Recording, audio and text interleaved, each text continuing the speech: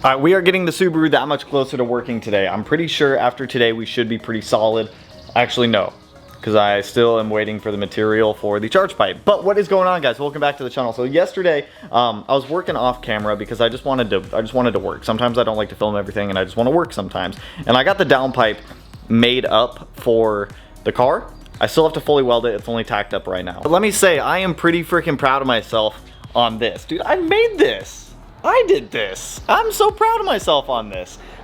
It sits pretty center where the garnish is also. I have the garnish off the car right now because we're gonna go powder coat that today, so you guys will see what this looks like at the end of the video. I need to fully weld this up. This is the first thing I'm going to do today. There's a lot of pie cuts in here. There's a lot of stuff I need to go through and weld on this to fully weld it out. But let me show you this thing. Like I said, this is the first thing I've ever built. So I'm pretty freaking like happy with this. I say that now, but by the end of me welding this whole thing, it will not look nearly as pretty. But like, dude, look how like cool this is. I did this. I built this. I made this. So I need to go through here. First thing I can do today is fully weld this thing out, get the O2 bung put in this thing, and then we can get it put in the car and get this pretty much done with at that point. So let's start today off by welding out our downpipe.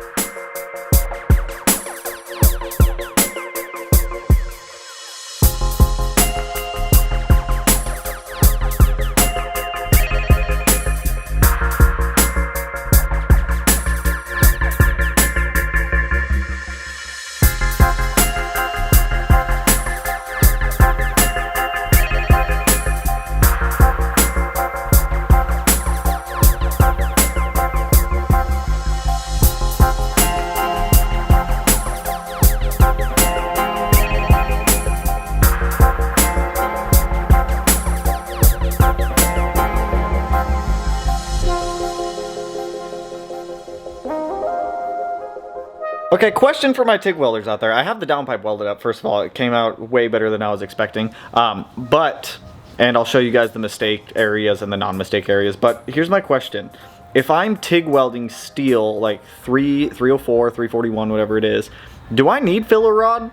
Can I just fusion weld them together? Because I used filler rod throughout this whole thing. And then I did a Google and it said that I don't need filler rod if the joints are touching. Is that true? If there's no gap, I don't need filler rod? Regardless, I'm pretty happy with the way that this came out. So up here is where I started to figure things out a little bit more. Like I said, I did use filler rod throughout this entire thing. Down here is where I made all my mistakes. So I did all the mistakes on this side, so that way the visual areas will look a little bit better, but it's like I said, it's gonna get heat wrapped and Cerakoted anyways.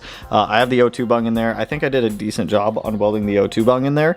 Down here, I was using too much heat. I wasn't moving fast enough, and I was using way too much filler rod. So how hot is this? It's touchable at this point. So like I started out okay, I think, and then as I went through this, it got worse, and then up here I started trying something else. I was like, all right, what if I use way less filler rod?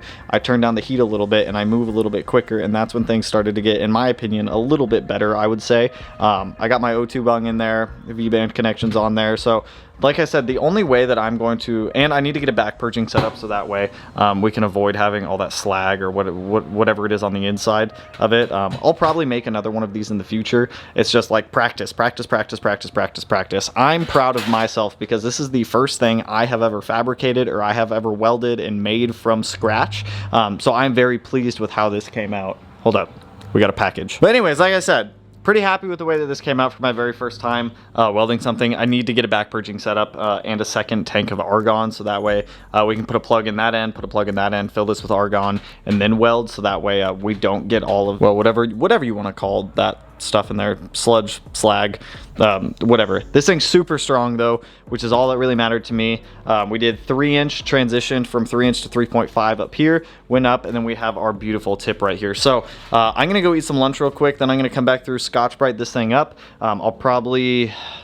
We're gonna Scotch-Brite it, Cerakote it, we'll let it dry, heat wrap it, and then we need to go to the shop tonight to powder coat our bezel right here. I'm just gonna do black on that. I think it'll just look best if it's just black on there. Off of here, I need to do a turbo support rod going to the frame or something. I obviously can't do it to the engine because there's just not enough room right there. So we'll do that because I need this turbo to come forward, or at least like pull forward on the up pipe a little bit for the downpipe to sit completely center in that cutout that we did. But let me go eat some lunch and then we'll come back and we'll Cerakote that guy back there. I've had my lunch. Let's get that thing roughed up, Cerakoted, heat wrapped, and then our downpipe's done.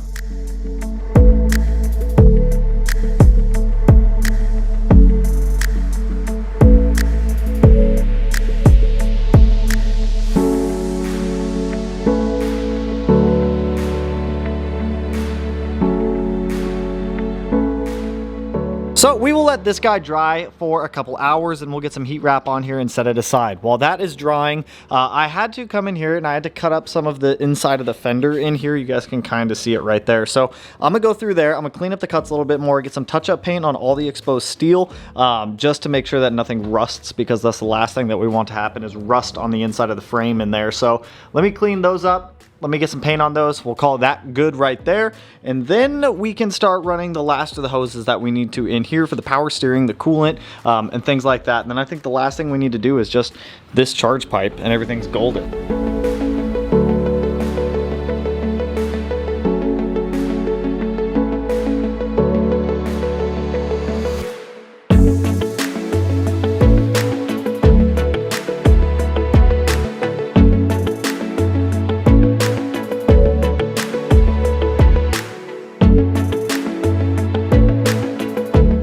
Alright, so I've got the low pressure or high pressure return side done from the rack up to the reservoir.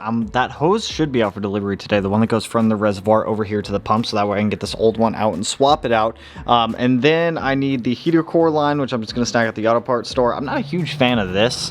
I may change that. I don't know how I feel about that one. So dope. Our downpipe has dried. I am going to get that wrapped real quick, get it set aside, and then I think we're going to go swing over to the shop. I am waiting on some more stuff to get dropped off today, such as another, oh yeah, that other high pressure line, and then the oil cap we need for the catch can, then that should take care of the PCV system. So, oh, and on top of that, I was playing with this. I cut the old charge pipe up. I also ordered some pie cuts. I think I'm going to have to shorten this pipe here so that way it sits in more. This is a 3-inch to 2.5-inch reducer, and then I can just do some pie cuts from right here where the turbo goes down to this pipe here. It'll be a little bit of a tight fit and a very short charge pipe, but you know what, we're working with what we got. So let's go wrap that downpipe. Let's get that done with.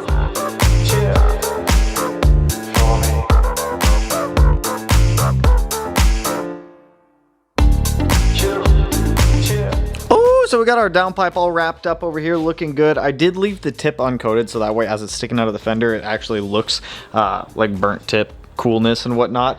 Got some heat wrap on here also, just for the areas that are going to be a little sensitive. O2 sensor, got that threaded in as well. So this is ready for the car. The downpipe is done at this point. I also got this dropped off, which is a Torque Solutions Subaru oil cap with a -12 breather fitting on it. I love these Renegade Motorsports caps, but I need one for the catch can that has a -12 or a -10 fitting on it. But literally nobody out there makes them, so I had to get the Torque Solutions -12 one. And then over here I've got a -12 to -10 reducer fitting on this line that goes to the catch can. So this will just thread in there, that'll thread onto that, and then that'll vent our PCV system up to the can.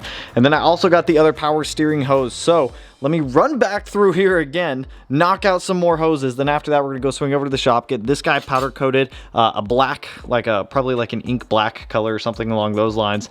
And then I think the only thing stopping us from starting this thing is fluids and that intercooler coupler down there, which I bought the stuff. They were local too, so hopefully it should be here tomorrow or Wednesday. So we'll see. For now, let's knock out what we can knock out. And who are you? Who are they? What is this? You wouldn't believe how someone react to this shit. The mind slips, slipping, speaking in tongues. Sly ink, GVA, that's how we get it done. That's how we get it done. That's how we get it done. That's how we get it done. Sly ink, GVA, that's how we get it done.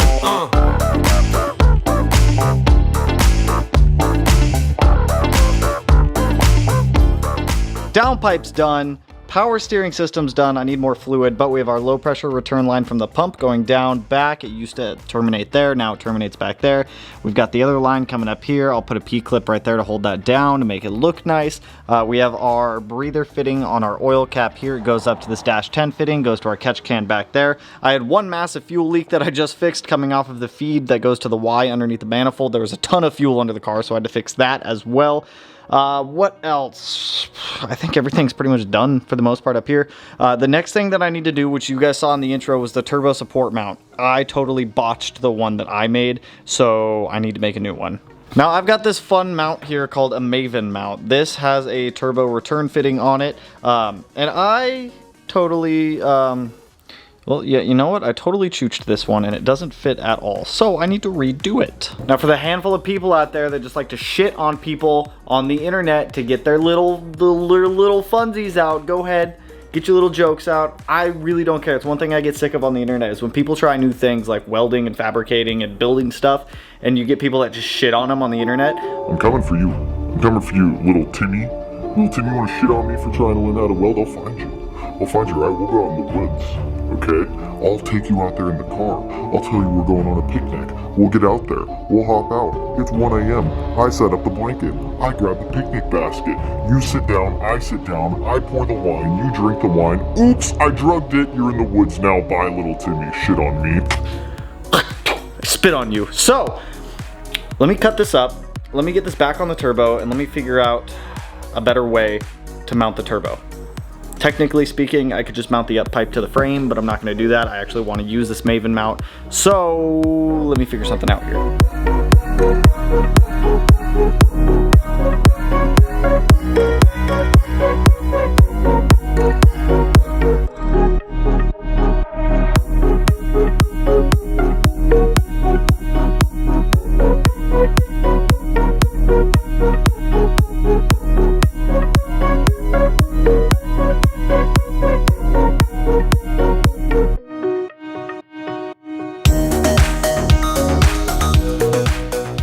Oh man, dude, learning to weld has honestly been one of the most useful things I've done.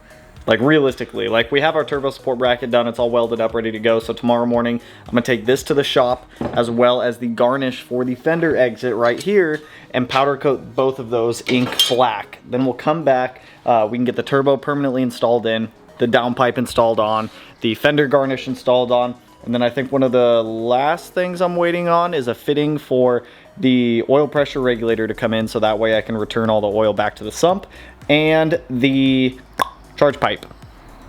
We're ready to rock and roll, you guys. So, I'll catch you guys in the morning. I'm gonna go make some dinner and chill for the rest of the night. Actually, I'm gonna edit the beginning of this video. We'll talk to you shortly. Woo! All right, you guys, we are at the shop. I'm going to go ahead and start knocking out this sandblasting. It shouldn't be bad. This one I just need to abrase up so that way it's got a textured surface for the powder coat to be able to stick onto. This one I've got to blast off all the old paint. I ground most of it off yesterday, so it shouldn't be too bad. And then while I'm here and I'm sandblasting, I'm also going to do the caps for the Evo because these are purple right now and literally nothing on the car is purple. So while I'm already sandblasting and powder coating things black, I'm going to paint those black also, so I might as well just get them done with. So let's get to sandblasting. Let's knock this stuff out.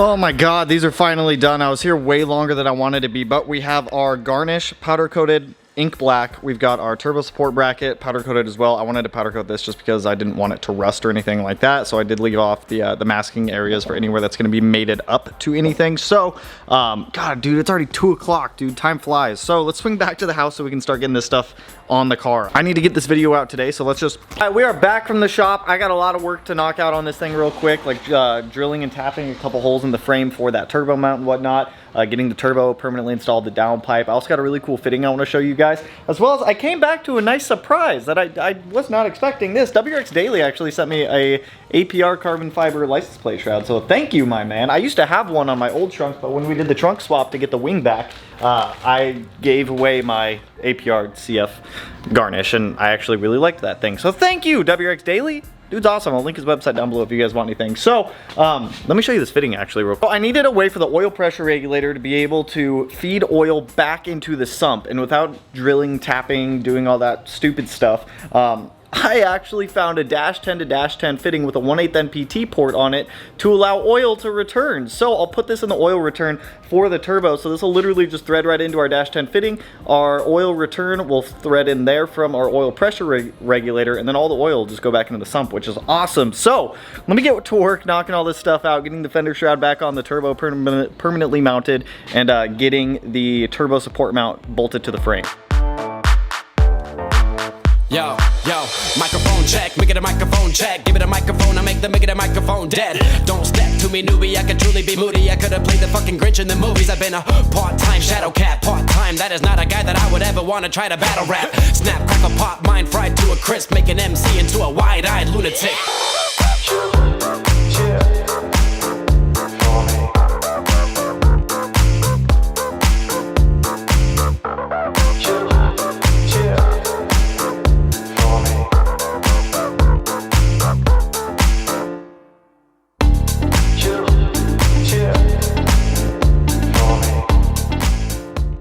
Got our turbo permanently back in, you guys. I got the vacuum line put back on the oil feed line, turbo blanket, downpipe is on, turbo support bracket is right down there, bolted to the frame.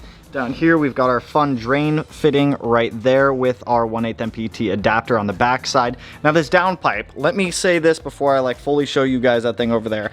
I did my best. Like I said, don't shit on people on the internet for trying something new. I will have an adjustment made to this by somebody who is a professional fabricator in the future, but this will do for right now. So while it's not perfectly center, I feel like I could just adjust the shroud a little bit and just move the shroud over, but then we got holes behind there, and it's whatever. It's good enough for what I did. I'm pretty proud of it, because if we go to get in boost, the downpipe's going to move back, so we do have decent clearance from the tip to the tip right there, and it is just off center just a hair, and I could rotate the downpipe a little bit on the V-bend connection side, which I'll do later to be able to get this guy to sit where it needs to right there. But dude, I'm so happy with that. I wish I could have gotten it to stick out another 1/8 of an inch or so, because right now it sits pretty flush with the car, which honestly I think looks really good, but some of you guys brought up the point with airflow and turbulence and whatnot. So this will need an adjustment, but I am pretty proud of myself for being able to build this from never being able to do anything like that before. I'm flabbergasted that I was able to build something like this. It's strong. It's not going to go anywhere. Dude, I'm 10 out of 10. I'm so happy with that. The pie cuts for the intercooler piping right here should show up tomorrow, so that way I'm not going to weld that one. I'm going to have somebody else weld that. I'm just going to tack that one up in place. The same gentleman who modified our up pipe, I'll have him weld that, but I can at least get it all set up. The other thing is, what else are we waiting on to start this thing? Charge pipe. I think it's just a charge pipe.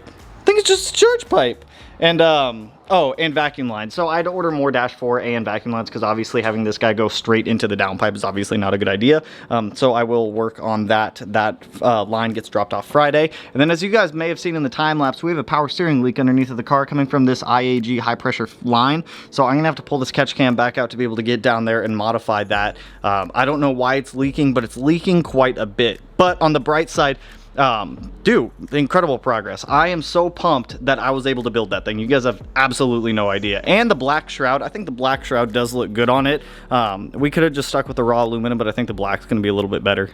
Okay, I see right here in the frame, that's what's stopping it from letting it go back more. So I need to cut a little bit more out right there. That's easy. That'll put it right where we need it to be then. Perfect. That's probably gonna be perfect then. So I will make that adjustment tonight. I'm going to go finish editing this video to get you guys a video today. So if you guys like the video, you know what to do. Go ahead, hit that like button, turn it black, blue, green, yellow, purple, silver, cyan, whatever color it turns for you. And if you're not already subscribed to the channel, you're gonna want to be, because you gotta want to know how a flat six turbo, a built flat six turbo with a fender exit is gonna sound, because it's gonna sound fucking dope.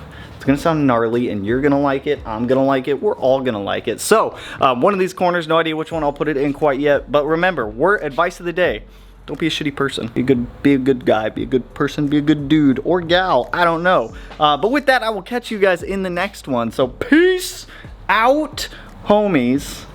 Woo!